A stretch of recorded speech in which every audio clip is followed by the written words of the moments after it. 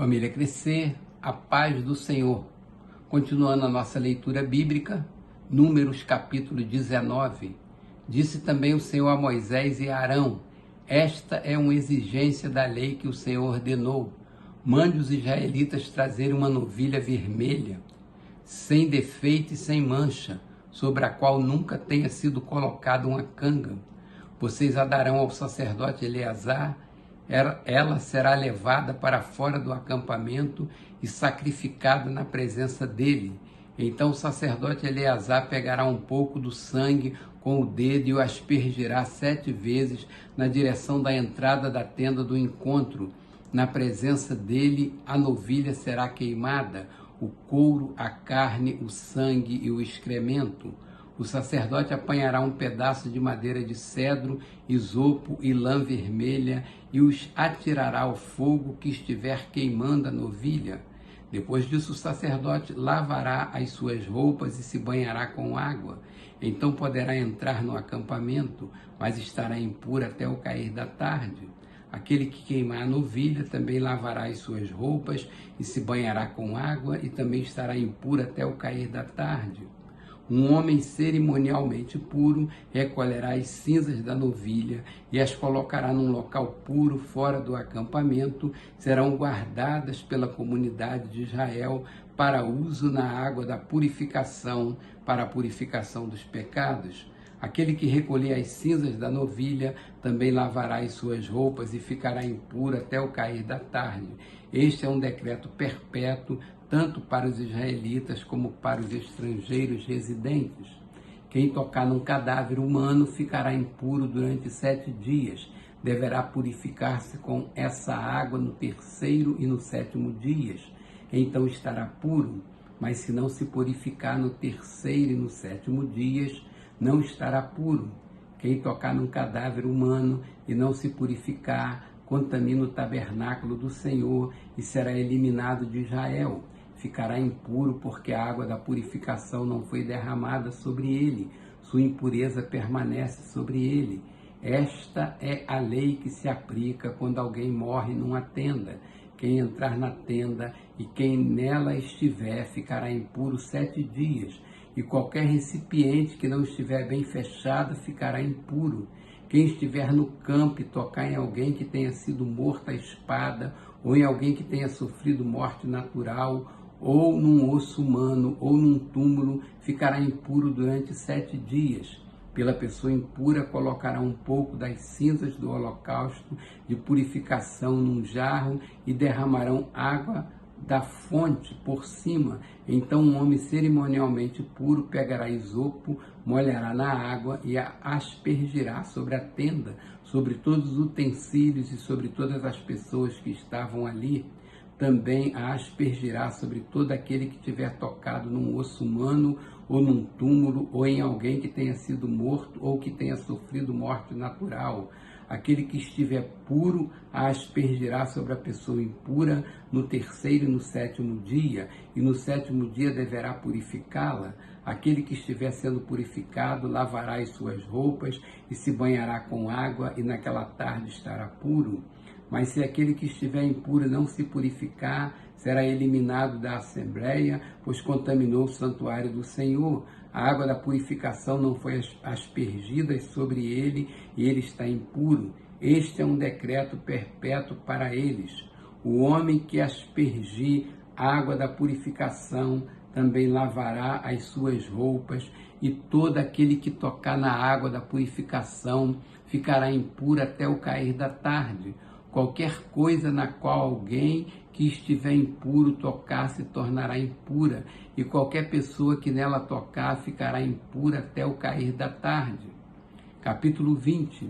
No 1º mês, toda a comunidade de Israel chegou ao deserto de Zim e ficou em Cádiz. Ali Miriam morreu e foi sepultada.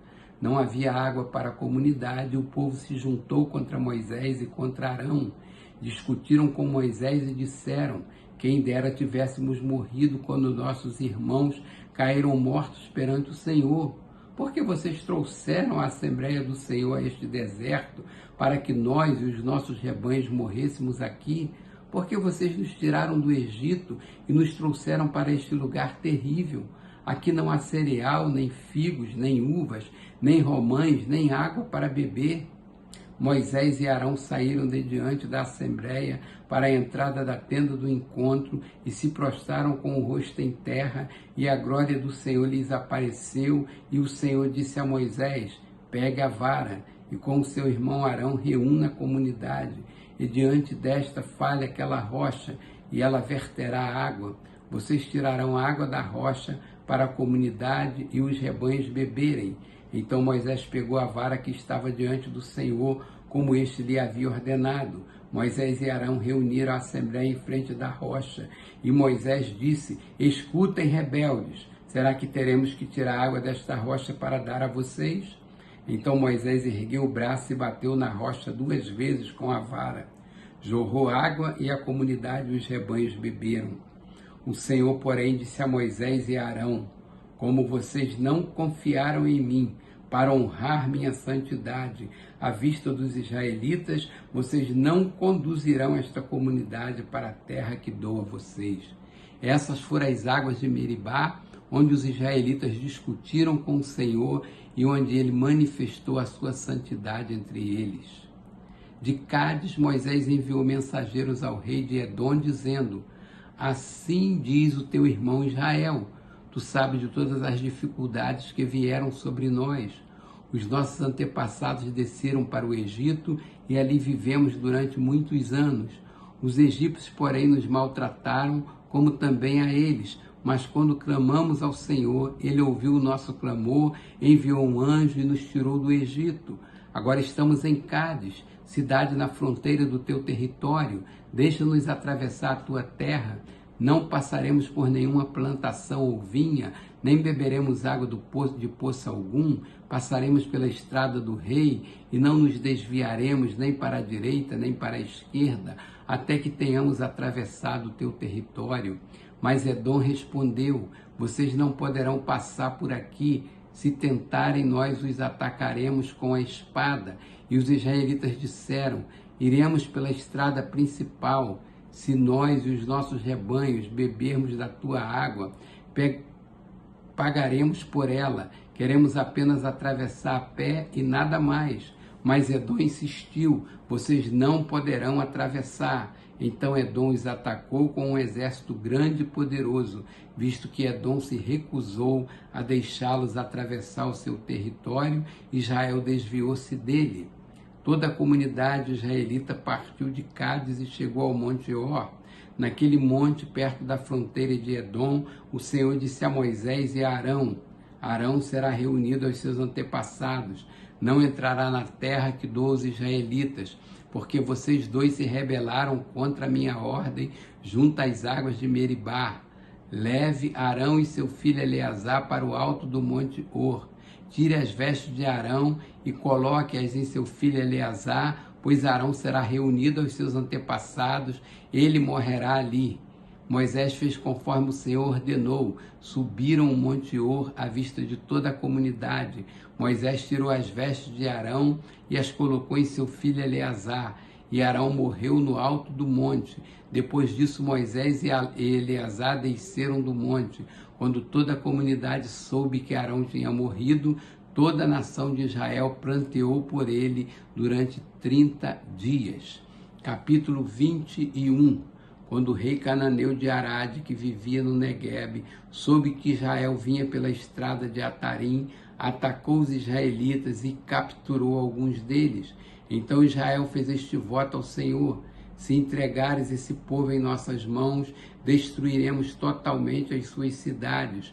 O Senhor ouviu o pedido de Israel e lhes entregou os cananeus. Israel os destruiu completamente, e eles e as suas cidades, de modo que o lugar foi chamado Ormã. Partiram eles do Monte Or pelo caminho do Mar Vermelho para contornar a terra de Edom, mas o povo ficou impaciente no caminho e falou contra Deus e contra Moisés, dizendo: por que vocês nos tiraram do Egito para morrermos no deserto? Não há pão, não há água, e nós detestamos esta comida miserável. Então o Senhor enviou serpentes venenosas que morderam o povo, e muitos morreram. O povo foi a Moisés e disse: pecamos quando falamos contra o Senhor e contra você. Ore pedindo ao Senhor que tire as serpentes do meio de nós. E Moisés orou pelo povo. O Senhor disse a Moisés: faça uma serpente e coloque-a no alto de um poste. Quando for mordido, quem for mordido e olhar para ela viverá. Moisés fez então uma serpente de bronze e a colocou num poste. Quando alguém era mordido por uma serpente e olhava para a serpente de bronze, permanecia vivo. Os israelitas partiram e acamparam em Obote. Depois partiram de Obote e acamparam em Ije-Abarim, no deserto defronte de Moabe, ao leste. Dali partiram e acamparam no vale de Zered. Partiram dali e acamparam do outro lado do Arnon, que fica no deserto, que se estende até o território amorreu. O Arnon é a fronteira de Moabe, entre Moabe e os amorreus. É por isso que se diz no livro das guerras do Senhor: Vaeb em Sufá, e os vales, o Arnon, e as ravinas dos vales, que se estende até a cidade de Ar, e chegam até a fronteira de Moabe. De lá prosseguiram até Beer, o poço onde o Senhor disse a Moisés: reúna o povo e eu lhe darei água. Então Israel cantou esta canção: brote água, ó poço, cantem a seu respeito, a respeito do poço que os líderes cavaram, que os nobres abriram com cetros e cajados. Então saíram do deserto para Mataná, de Mataná para Naaliel, de Naaliel para Bamote, e de Bamote para o vale de Moabe, onde o topo do Pisga, defronte com o deserto de Gesimon. Israel enviou mensageiros para dizer a Seom, rei dos amorreus: deixa-nos atravessar a tua terra, não entraremos em nenhuma plantação, em nenhuma vinha, nem beberemos água de poço algum, passaremos pela estrada do rei que temos atravessado o teu território. Seom, porém, não deixou Israel atravessar o seu território, convocou todo o seu exército e atacou Israel no deserto. Quando chegou a Jaza, lutou contra Israel, porém Israel o destruiu com espada e tomou-lhe as terras desde o Arnon até o Jaboque, até o território dos amonitas, pois Jazá estava na fronteira dos amonitas. Israel capturou todas as cidades dos amorreus e as ocupou, inclusive Hesbom e todos os seus povoados. Hesbom era a cidade de Seom, rei dos amorreus, que havia lutado contra o antigo rei de Moabe, tendo tomado todas as suas terras até Arnon. É por isso que os poetas dizem: venha Hesbom, seja ela reconstruída, seja restaurada a cidade de Seom. Fogo saiu de Hesbom, uma chama da cidade de Seom consumiu Ar de Moabe, os senhores do alto Arnon. Ai de você, Moabe, você está destruído, ó povo de Camos. Ele fez seus filhos fugitivos e de suas filhas prisioneiras de Seom, rei dos amorreus. Mas nós os derrotamos. Hesbom está destruída por todo o caminho até Dibom. Nós os arrasamos até Nofá e até Medeba. Assim Israel habitou na terra dos amorreus. Moisés enviou espiões a Jazá, e os israelitas tomaram os povoados ao redor e expulsaram os amorreus que ali estavam. Depois voltaram e subiram pelo caminho de Bazã, e Og, rei de Bazã, com todo o seu exército, marchou para enfrentá-los em Edrei. Mas o Senhor disse a Moisés: não tenha medo dele, pois eu o entreguei a você, juntamente com todo o seu exército e com a sua terra. Você fará com ele o que fez com Seom, rei dos amorreus, que habitava em Hesbom. Então eles o derrotaram, bem como os seus filhos e todo o seu exército, não lhes deixando sobrevivente algum, e tomaram posse da terra dele.